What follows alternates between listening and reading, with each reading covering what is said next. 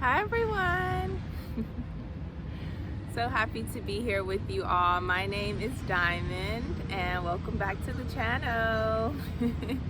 It is a bit foggy here where I am, but the sun is out and the birds are here. The crew is here, so I am really happy.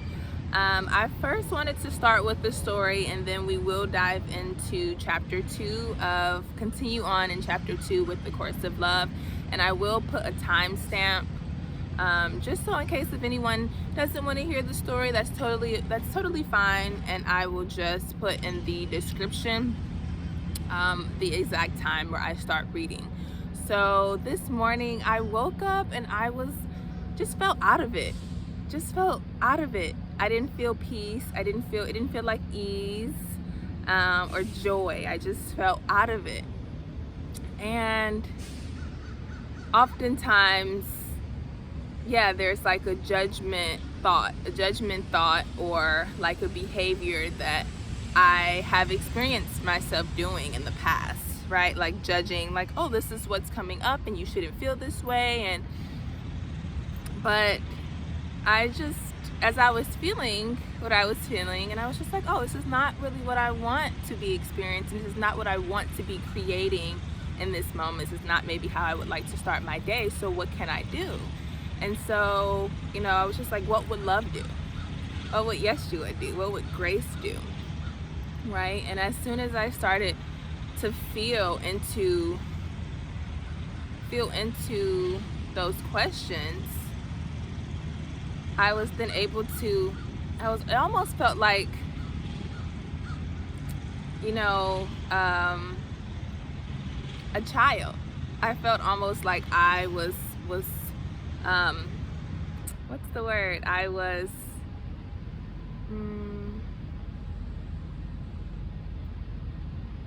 I don't know, I can't think of the word, but I became in that moment, I began to tend to my inner child and begin to talk to myself and just ask, and validate, what's coming up. I understand it's totally fine if, it's totally fine to be experiencing this. What would feel most nourishing in this moment? What would feel most nourishing and loving for me in this moment, right? And then I just started breathing, right? Like breathing into my body, breathing into my belly, just doing some deep breathing.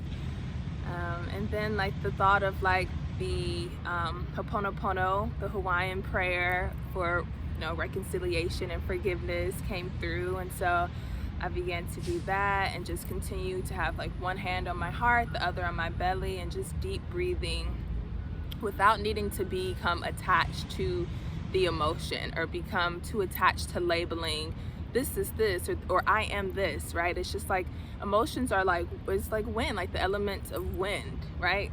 That they come through us and we can let them go and it's just flowing. And so as I was able to do that after the Ho'oponopono and like breathing, I then, started to have awareness that, oh, like I'm feeling tension. There's tension in my neck. There's tension in my arms. And then I began to self-soothe and massage. And even now I can still feel a little bit of that, but it's not as tense as it was earlier this morning. And yeah, and then I was like, okay, well, what else do you want to do, right? Like, what else? And I envisioned seeing myself like in the color of gold and pink, like a gold room with like pink at the edges, and me just like hugging a younger version of myself and just caring for her. And yeah, after that, I started to just begin to stretch in my bed, stretching the body and noticing where else am I holding, where else am I holding tension in my body. And as I began to do that, I just started to say thank you, started to say thank you to my body. Thank you for communicating this to me. Thank you for showing this to me and bringing this to my awareness. And then I began to breathe some more. And then I was just like, oh, I want to write the things that I'm grateful for, right? And so then just I was able to get down on paper easily, just things I was grateful for. You know, grateful for my body, grateful for like my bed, grateful for fruit, grateful for like all of these different things, grateful for my family, grateful and proud of myself for being able to have this clarity and have this awareness and not judging myself about about what emotions are coming through, about what I'm feeling, right? And being grateful for being able to choose again in the moments where I want to create differently or see something differently. So then after that, I danced, and I danced my way here, and I was skipping, and just, I don't know, I just wanted to share that because I'm seeing growth, and I often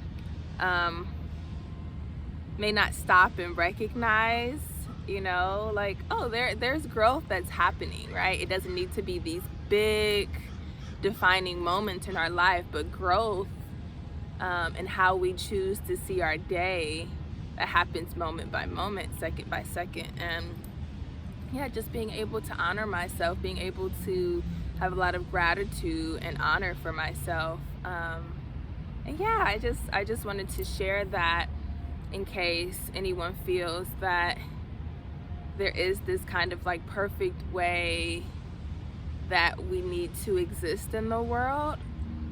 I think when we begin to cultivate that subtle awareness and that clarity, we allow our hearts to be the driver, and our mind, not to banish our mind, not to have to talk down on ourselves, but to just say, oh, like my heart and what I'm feeling, yeah, that can take passenger. My mind can just step back, and I don't have to label these things. I don't have to I don't have to label these things or put them into categories or say like good or bad or worse, or this is right? Like, it's just asking ourselves, like, what do we want in each moment? What feels most loving? What feels most relevant? What feels most nourishing? There's a raven. Second by second, you know, to have a great day is to really cultivate that second by second, minute by minute. And then it's like, oh, then it feels like a great week, right? And not labeling, but it's just like we're saying it from a place of like,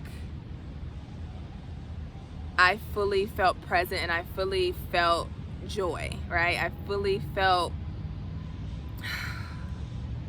like happy, right? Like I really felt that, and you can extend that day by day, week by week, month by month, and into the year, right? And yeah, just not labeling, and yeah, cultivating that awareness, and even when we don't have it, right? Like even when we feel like, okay, well, I don't know how to get it, even though we have everything within us, sometimes the mind is like, it's still so resistant, and it's just like, okay, well, ask Yeshua, ask your spirit, ask your soul, like for the grace of remembrance, for the grace of the love, to remind yourself of the love that you are, to feel love wash over you, the grace of kindness, the grace of mercy, right? It's like asking for these things that are so like the closer than our breath, right? They're just so they're right there, and it's a gift that our Creator gave to us, and it's infused within us, and it is who we are. And so remembering that, and yeah, we can dive into it. We can dive into the course now, because I'm looking at the time and cracking up because I love to talk. I'm noticing that about myself. So yes, let's begin. So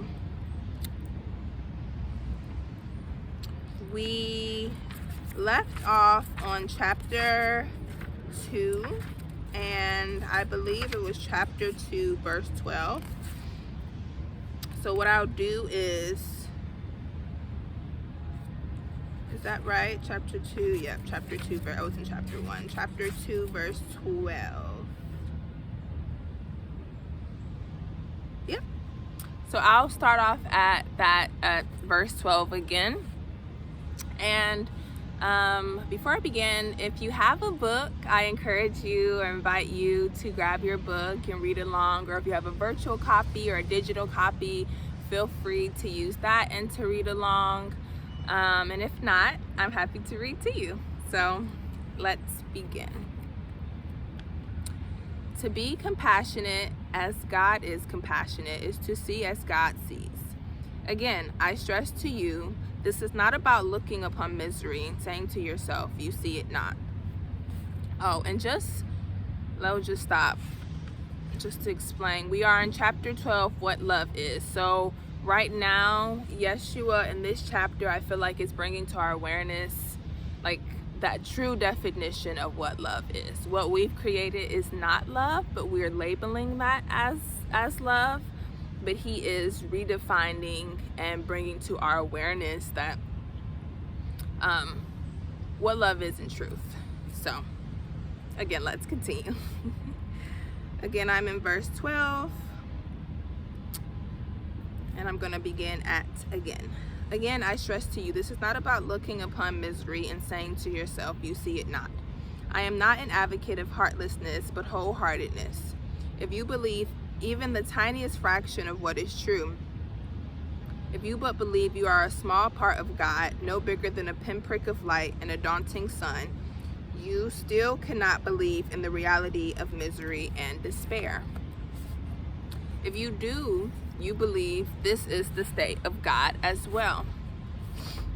And if this were true, what hope would there be for misery's end? What light would there be in the universe that could end the darkness? Reverse this thought and see if it makes any more sense than it did before.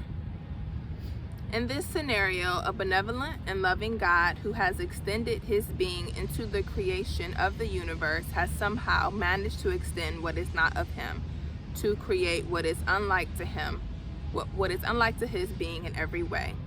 Would you even attempt such folly? Would you conceive of the inconceivable? That's basically like what I think what Yeshua is kind of that's what our mind, even though that's not like truth, right? But like our mind believes that. And so he's asking us the question, like, would you conceive of the inconceivable? And it not being from like a judgmental place. It's just like, you know, like that's curious.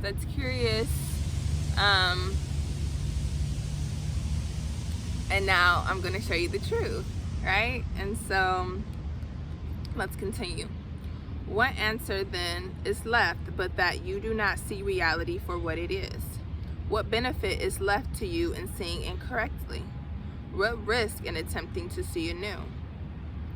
What would a world without misery be but heaven? Look not to figures from the past to show you the way beyond illusions to the present. Look within to the one in you who knows the way, Christ. Christ is within you and you rest within God. I vow to never leave you and to never leave you comfortless. The Holy Spirit has brought what comfort you would accept to your troubled mind. Now turn to me to comfort your troubled heart. You have not sufficiently reversed your thinking, or your heart would not still be troubled. The reversal has not occurred because your separate mind and heart the reversal has not occurred because you separate mind and heart, and to think you can involve one without involving the other. Yeah. It's like we're seeing the heart and the mind as two different things, or as things with like two different who operate differently, and seeing it in a way where it's like they have different functions instead of joining them together, like, you know, joining them. You believe that to know with your mind is a learning process that stands apart from all else that you are. Thus, you can know without that knowing being who you are.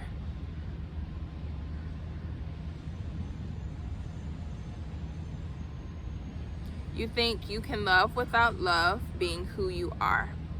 Nothing stands apart from your being.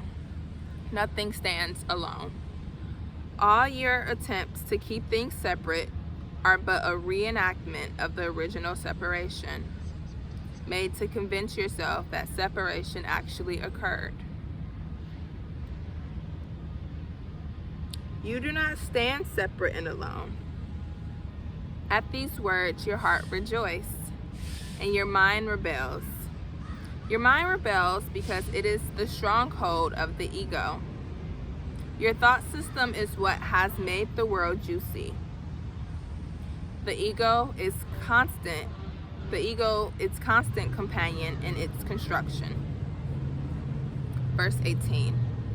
Yet your mind too rejoiced in the learning of all the teachings that have brought you here, congratulating itself on a feat that brought it rest.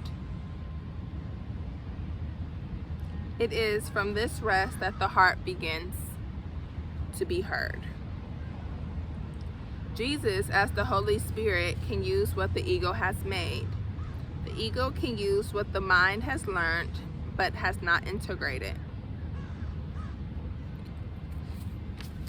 Until you are what you have learned, you have room for the ego's machinations. Excuse me.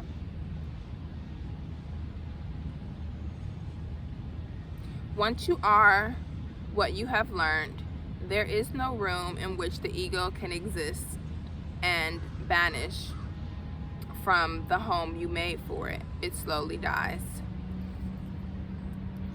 So it's like, I feel like what Jesus is saying is like, once things are learned and it's also integrated, we have, like, there's no more room for the ego. Until this happens, the ego takes pride in what the mind has acquired. It's the same thing. I'm like, in my mind, I'm seeing like the way that we just kind of keep concepts at the forefront of our minds, and we're not actually integrating or embodying what we're saying we're learning. Okay. Until this happens, the ego takes pride in what the mind has acquired, even onto the greater peace and contentment offered by your learning. It can and does see itself as better and stronger and more capable of worldly success. It would use all you have learned for its own motivations and pat you on the back for your new abilities.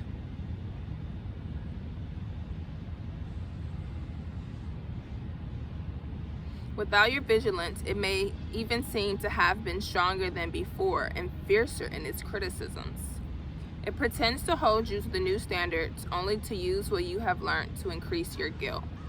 Thus it wins in daily battles and works for your final abdication. The day that you give up, thus it wins in daily battles and works for your final abdication. The day that you give up and admit defeat. It challenges your right to happiness and love and miracles, and seeks only to have you claim that living with such fantasies does not work and will not ever be possible here.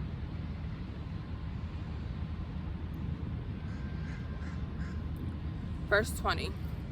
Into this battlefield you have bravely marched. Hi, bird. Excuse me. Into this battlefield you have bravely marched. The war rages by day and by night, and you have grown weary. Your heart cries out for solace and does not go unheard. Help is here. Verse 21. Do not believe that all that you have learned will not do what it was given you to do. Do not believe in your failure or the ego's success. All you have learned is still with you, regardless of your perception of the outcome of your learning. Your perception of an outcome within your control is all that needs to change. Remember that cause and effect are one. What you want to learn, you cannot fail to learn. And I think this is similar, like, even when we talk about, like, what's coming to mind is even when we think about this course, right? Like, it's not like A Course in Miracles where it's like you have the daily lessons and there's certain, like, directives. It's like you're learning through the heart. You're remembering through the heart. And even if it seems as though you're not really seeing, right? You're not really seeing through your five senses of, like, any change or, you know, it's like what I feel like Yeshua is saying is like what he's asking for, and what this course takes is like just willingness and trusting and having faith that, like, learning is happening and what you have learned will be given to you, like, as you invite it in, as you're receiving it, it's given, right? Like, it's already given, and there's no way to fail, right? There's no way to fail this course. So yes, let's continue. Verse 22. We will begin by working on a state of neutrality in which the war is no longer fought. The daily battles cease. Like daily battles in the mind, the daily battles of, like, criticisms towards other people and, like, resistance. Who wins and who loses is not of concern to us here. Peace has not yet come, but the white flag of surrender has been waved and dropped upon a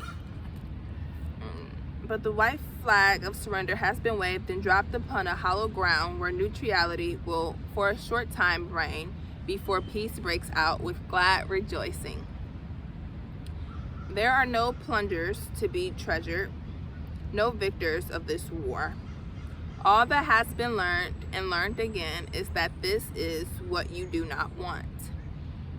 Freedom to return home away from cries of agony, defeat, and vainglory is all that now is sought. A state of neutrality is where the return begins. Armies may not yet be marching home, but their preparation is underway. All right, I'm going to continue to I'm going to start on chapter 3. And then I think I'll go until, maybe 3.5. Okay. Chapter 3, the first lesson. Love is. It teaches by being what it is. It does not do anything. It does not strive. It neither succeeds nor fails. It is neither alive nor dead. And thus, it always was and always will be. Like, just sit in that for a second. Like, it's like, yeah, there's no striving. Right? Like, in these verses, it's basically saying that there's no striving. There's no, like, efforting needed there's no succeed. There's no failing when it comes to love. It always was. It has always existed, and it always will. And it's like, to know that is liberating. It's almost like it's not based on worth. Right? A lot of the times, a lot of the things that I feel like in humanity, the actions or the lack or the things that, the actions that are taken is based on the needing to prove oneself or needing to prove their worth or esteem. And in this, it's just like, right? It just exists. And I think that's powerful and that's awesome. It is not particular to you as human beings. Yep. It is in relationship to everything, all to all. Just as true knowledge cannot be learned, love cannot be learned, and you cannot be learned. All that you desire and cannot learn is already accomplished. It is accomplished in you. It is you. Imagine the ocean or the cheetah, the sun or the moon, or God himself attempting to learn what they are. They are the same as you. All exist within you. You are the universe itself. It is a shared universe with no divisions. There are no sections, no parts, no inside and no outside, no dreams and no illusions that can escape or hide, disappear, or cease to be.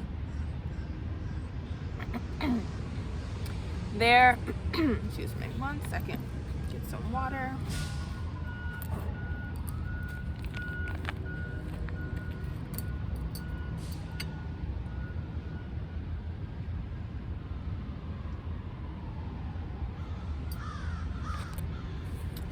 All right, let's continue. So we're on verse 3, and I'm about midway through. There is no human condition that does not exist in all humans. Right? So whatever condition is in one, the one that, these separate bodies that you're seeing, it's within all. It's within all because we're one. All is shared, right? All is shared. This has always been true and is endlessly true. Truth is truth.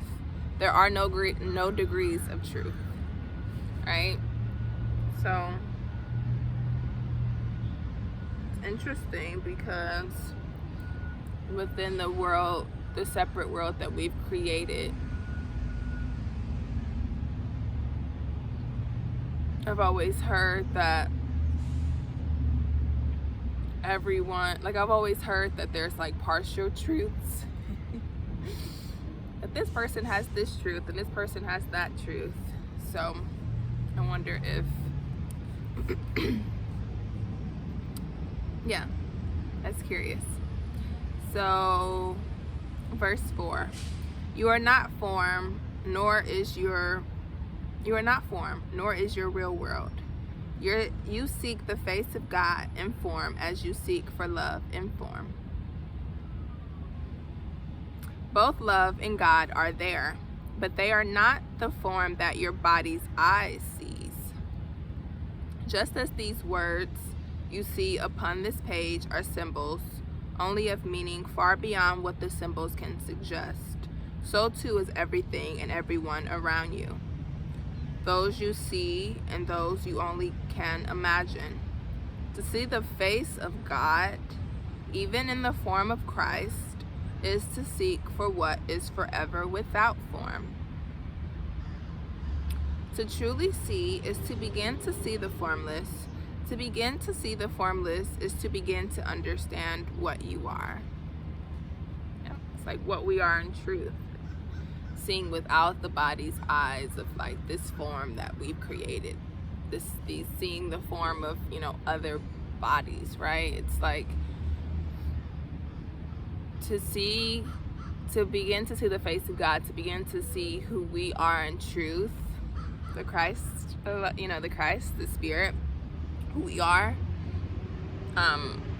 is to begin to see far beyond what we see in form. And also to have to believe, right? It's like to know your true identity and to know the value of who we are and who our brothers and sisters are. So let's continue to verse 5.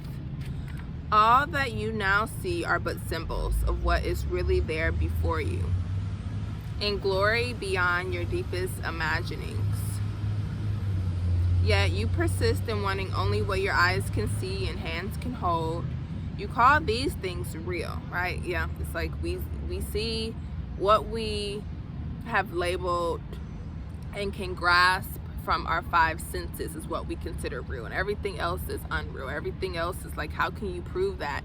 There needs to be proof, right? And so all else is deemed as unreal. Let me go back.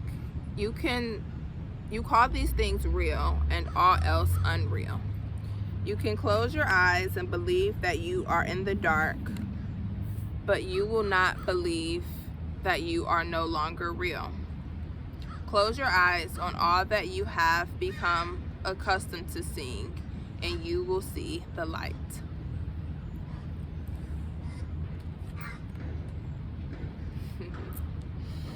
So that's where we're going to end today, and tomorrow we will pick back up on chapter 3 verse 6. The birds are still all around. Yeah, thank you all so much for joining with me today. I hope that you have a great day, and I'll see you soon. Bye.